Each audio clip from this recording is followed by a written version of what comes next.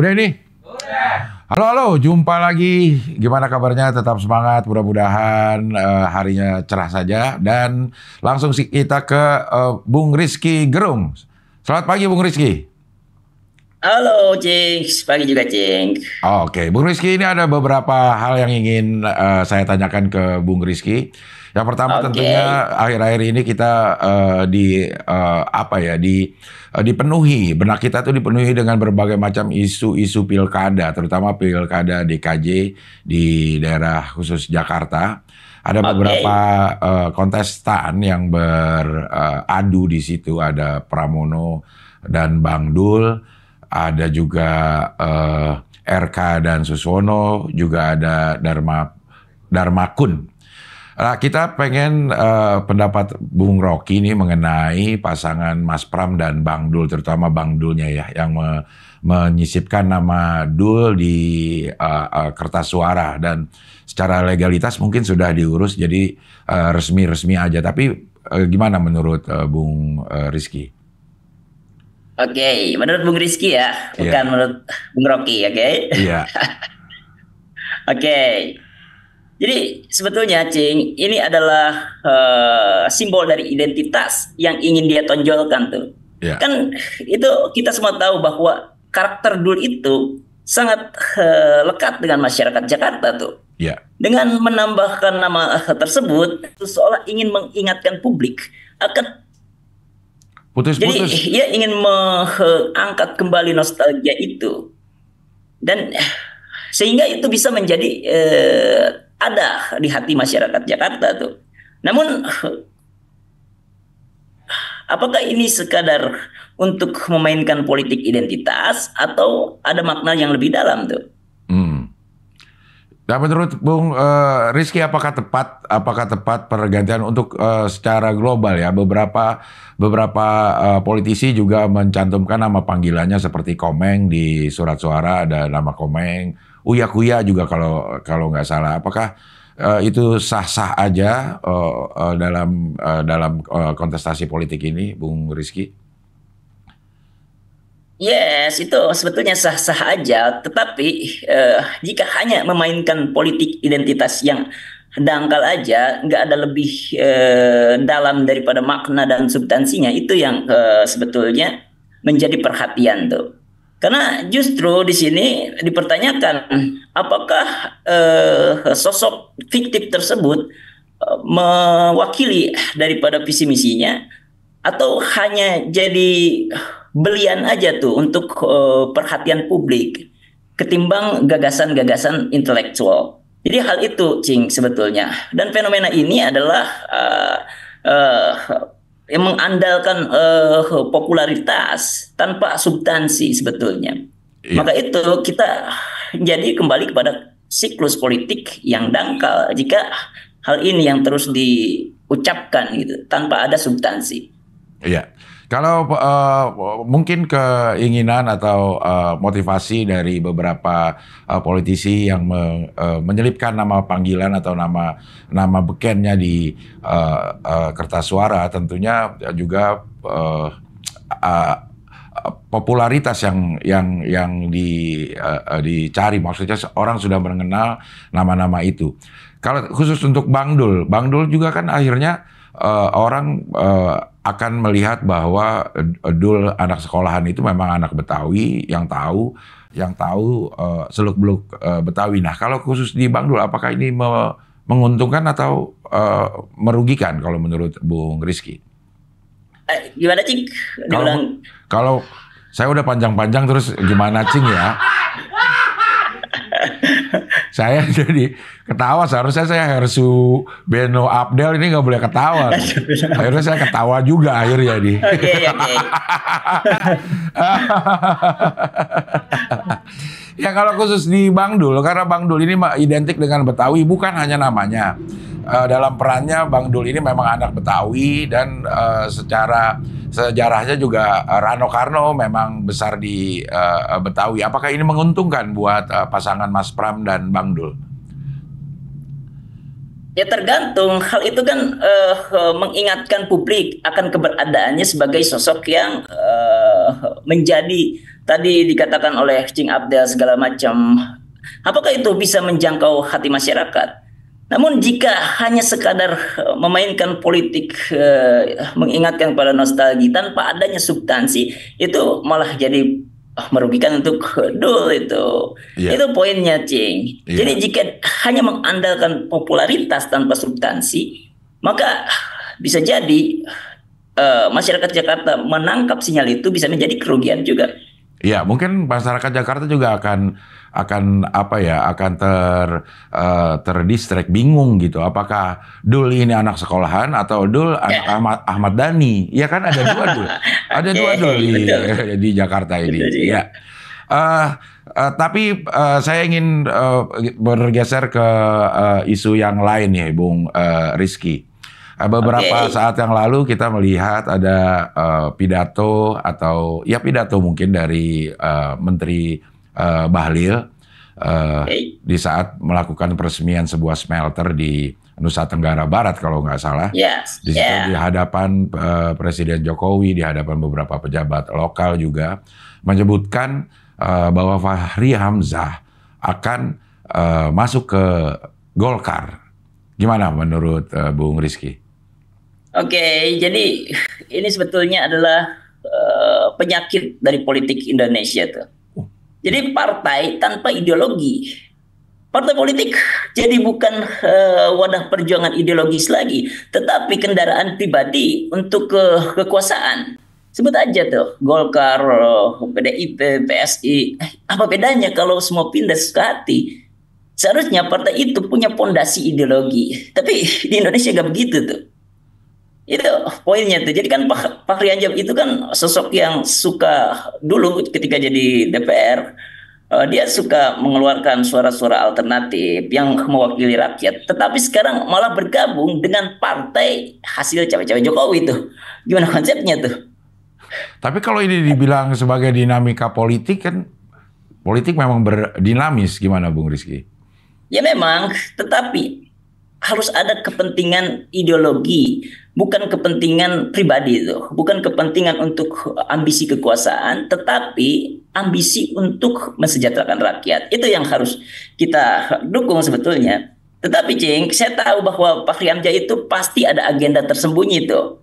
Kan ya bukan politisi sembarangan. Jadi ini adalah bagian dari strategi yang lebih menarik jika saya analisis tuh.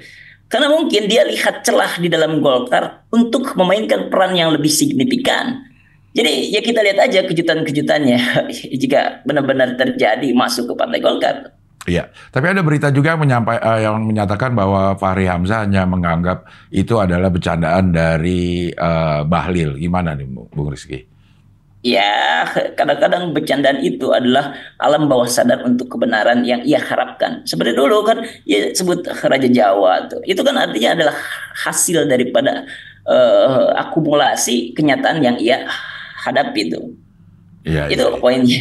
Iya, jadi kalau menurut Bung Rizky memang yang perlu diperbaiki adalah partai politik kita benar-benar bertahan pada ideologinya dan juga apakah hanya orang-orang saja yang tidak boleh berpindah-pindah partai politik atau ada ketegasan dari partai politik untuk tidak menerima orang-orang yang tidak seideologi menurut Bung Rizky gimana?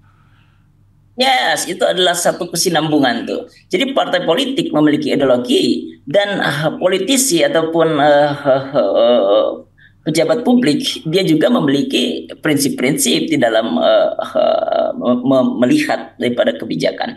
Itu yang seharusnya dimiliki karena kita harus merestorasi itu pengertian daripada demokrasi itu seperti apa. Itu sebetulnya yang menjadi masalah kita hari-hari ini. Tidak adanya ketegasan di dalam berpolitik. Ya, ya, ya. Oke, Bung Rizky, ini kita pindah ke topik yang lain.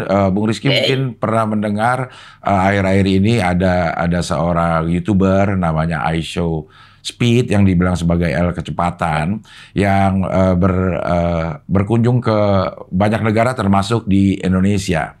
Dan di Indonesia kalau nggak salah di Jakarta atau di mana live-nya sampai tembus 1 juta viewer. Dan ini dianggap sebagai promosi budaya, promosi negara, promosi negeri ini ke dunia luar. Gimana menurut Bung Rizky? Yes, iSoSpeed itu adalah seorang streamer yang memiliki banyak penggemar tuh. Karena yes, ya memiliki sisi emosional yang meledak-ledak dan itu menjadi satu hiburan untuk masyarakat kita tuh. Dan sebetulnya tadi betul kata Cing Aptel bahwa yang harus kita lakukan adalah memanfaatkan kedatangan Speed ke Indonesia tuh. Jadi itu kita anggap sebagai peluang strategis untuk mempromosikan budaya kita tuh. Jika kita melihat bagaimana Korea Selatan dengan cerdik memasukkan budayanya lewat K-pop, drama hingga kuliner itu kan, mereka menggunakan fenomena pop culture untuk memperkenalkan identitas kebangsaan. Ya, jadi bayangkan jika kita bisa mengemas kehadiran Speed yang punya jutaan penggemar masyarakat dunia, bahkan lintas usia tuh, sebagai momentum untuk memperkenalkan Indonesia. Jadi kita memanfaatkan momentum itu untuk membangun narasi budaya kita di kancah internasional tuh. Tetapi Cing Aptel sayangnya Nadiem atau pemerintah nggak nangkap sinyal ini tuh. Kedatangan Speed yang seharusnya menjadi peluang untuk memperkenalkan budaya kita ke dunia, justru hanya ditanggung oleh seorang YouTuber aja tuh, namanya Reza Arab, YB kalau nggak salah tuh saya. Jadi ia juga merasa kesal dengan sikap pemerintah yang datang di akhir hanya muji-muji setelah semuanya selesai dan sukses. Bahkan setelah Speednya ke Kamboja tuh, dia datang jadi kayak sinetron itu, polisi di sinetron Cing. Udah beres baru datang gitu. Iya, iya. Harusnya pemerintah memang lebih proaktif ya terhadap hal-hal atau isu-isu yang seperti ini, isu-isu Gen Z lah bisa kita sebut ini ya. Betul, Cing. Harus menangkap sinyal itu. Jadi ini semua menunjukkan bahwa ada kegagapan di dalam pemerintah untuk melihat potensi kolaborasi. Jadi nggak ada tadi proaktif atau kolaborasi sejak awal. Padahal ini bisa memajukan budaya kita, ekonomi kreatif, pariwisata yang jauh lebih besar. Karena Speed itu hanya dengan hitungan detik udah bisa menjangkau masyarakat dunia berjuta-juta bahkan. Dan jadi dalam era di mana figur seperti Speed ini bisa menjangkau jutaan penonton, harusnya tidak boleh disia-siakan. Apalagi ketika berkaitan dengan yang tadi saya sebutkan tuh. Itu kurang nangkep di situnya, Cing. Iya, iya. Kita beralih ke tema yang lain nih, Bung Rizky. Ini agak ringan-ringan aja. Tapi sebelumnya saya ingin bertanya, sekarang saya lihat kesibukan Bung Rizky juga sudah mulai penuh ya, dari mulai pembicara dan saya dengar juga akan jadi syuting sinetron. Mudah-mudahan bukan sebagai polisi ya yang datang di akhir ya. Gimana apa namanya kegiatan-kegiatan Bung Rizky sekarang ini? Iya, alhamdulillah Cing. Berkat adanya Wawacanda tuh. Jadi itu banyak tawaran-tawaran di mana-mana. Wawacanda itu ketika kita podcast secara tatap langsung itu banyak. Setelah itu tawaran-tawaran untuk sinetron, untuk menjadi pembicara. Karena mereka menganggap bahwa ya pantas untuk itu. Di sinetron gitu, sebagai apa perannya? Tadi di sinetron perannya sebagai apa? Udah syuting atau belum? Udah, tadi baru selesai. Tadi perannya sebagai Rizky Gerung. Oh. Yang datang melerai kekacauan. Itu, Cing. Iya. Semoga kegiatan-kegiatannya bermanfaat buat perkembangan Indonesia pada umumnya. Kehadiran Rizky Gerung ini memang memberi warna tersendiri dalam sebuah diskusi, mungkin dalam sebuah acara membawa warna tersendiri. Nah, mudah-mudahan kesehatan juga selalu dijaga dan bisa mengikuti padatnya jadwal ke depannya. Tapi saya harap Bung Rizky tetap memberikan waktu supaya kita bisa tetap silaturahmi online seperti ini ya Bung Rizky. Amin, siap pasti itu Cing. Karena saya sudah memposisikan Cing Abdel itu di hati saya menjadi yang utama tuh. Nah, ini seperti ngabalin juga, agak ngejilat juga. Ya, kayak itu Cing. Bung Rizky, ini ringan-ringan aja ini. Saya ingin tahu filosofi dari makan gorengan. Makan gorengan? Iya, makan gorengan. Apakah makan, terutama tahu ya, terutama tahu. Apakah dalam makanan makan gorengan itu apa ya prosedurnya atau SOP-nya? Kita gigit dulu tahunya baru cabe, atau kita gigit cabenya dulu baru tahu? Oke, ini pertanyaan filosofis. Jadi jawaban juga harus filosofis tentunya. Iya. Tentu jika secara prosedurnya berbeda-beda tuh. Tetapi jika kita anggap filosofisnya, tentu gorengan dulu, Cing. Karena kalau makan cabai dulu, itu artinya kamu menikmati pedas tanpa konteks. Kan cabai itu sebagai sekunder atau apa ya namanya tuh, pelengkap, bukan pusat perhatian. Filosofinya itu sederhana, kita selalu butuh daripada fondasi. Gorengan itu substansi tuh. Itu yang kita makan. Sedangkan cabai adalah aksen atau yang memberi rasa tambahan, tetapi tidak bisa berdiri sendiri tuh. Coba Cing Abdel bayangkan aja, makan gorengan dulu terus cabainya hilang. Artinya kita makan gorengan. Ketika kita makan cabai dulu terus gorengannya yang hilang, otomatis kita hanya merasakan cabai dan sensasi itu. Jadi bukan makan gorengan lagi. Kan itu poinnya sebetulnya tuh. Jadi pedasnya ini perlu konteks ya? Tidak. Yes. Perlu ada pondasi itu. Seperti itu. Kan kalau makan pedas aja itu hanyalah sensasi tanpa esensi. Kan pedas itu untuk apa? Apa gunanya pedas tanpa gorengan? Ini kita bicara soal prioritas. Makan gorengan artinya kita fokus pada yang penting dulu tuh. Baru cabai datang untuk memperkaya pengalaman. Jadi kalau mulai dari cabai, ya artinya udah kehilangan arah itu. Jadi ya lebih memilih sensasi di atas substansi. Nah ini problem kebanyakan kita hari-hari ini. Iya. Tidak. Saya juga lihat memang di hari-hari ini banyak sekali suasana-suasana yang lebih menonjolkan sensasi dibanding esensinya ya, Bung Rizky ya. Yes, betul sekali. Ya, kalau kita analogikan, Cing, cabai itu seperti ijazah. Iya. Ya adalah hasil akhir ataupun simbol formal yang memuaskan. Tapi tanpa proses belajar yang mendalam, tanpa diskurs, tanpa kegagalan dan perbaikan, ijazah itu kosong tuh. Ya itu dapat sensasinya aja, kebanggaan sesaat. Kan kita sekolah juga kebanyakan yang ditangkap oleh masyarakat kita, sekolah itu dapat ijazah tuh. Bukan dapat ketertarikan dalam ilmu pendidikan. Iya. Itu bisa tercermin dari makan gorengan dulu. Iya.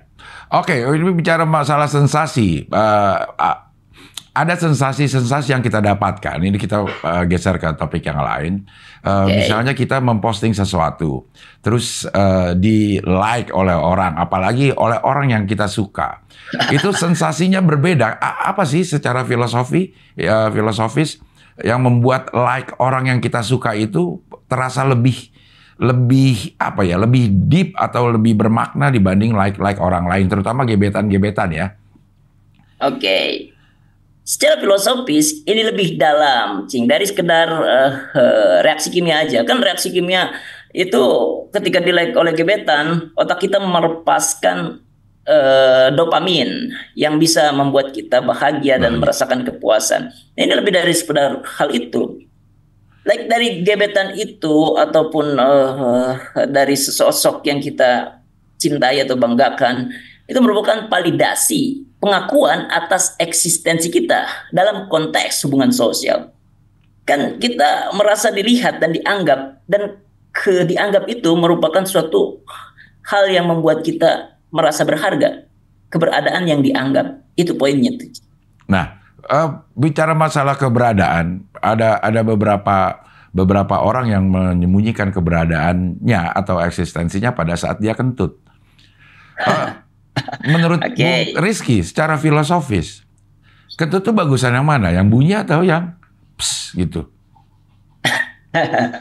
Jadi kalau menurut filosofis tentu kentut yang keras itu karena dia menyuarakan apa yang harus disuarakan tuh dan simbol dari keterbukaan. Kan kentut yang keras itu dia nggak pilih-pilih Cing, sebetulnya. Dia transparan, semua orang tahu tuh. Jadi gak ada yang ditutup-tutupi. Itu sebetulnya bagusnya dari Anan. Mana?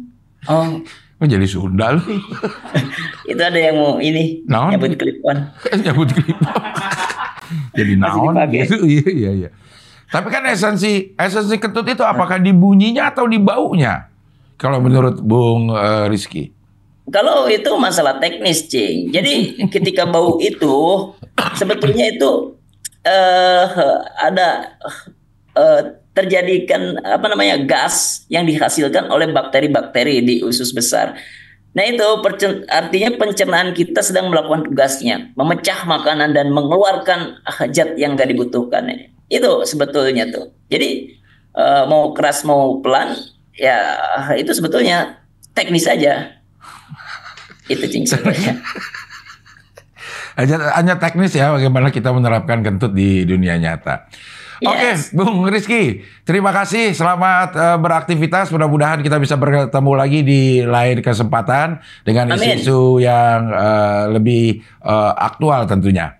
Amin, Cing. Terima kasih juga Ya, sudah salam akal sebat dan kita nolkan. kita nolkan. Oke, akal sebat.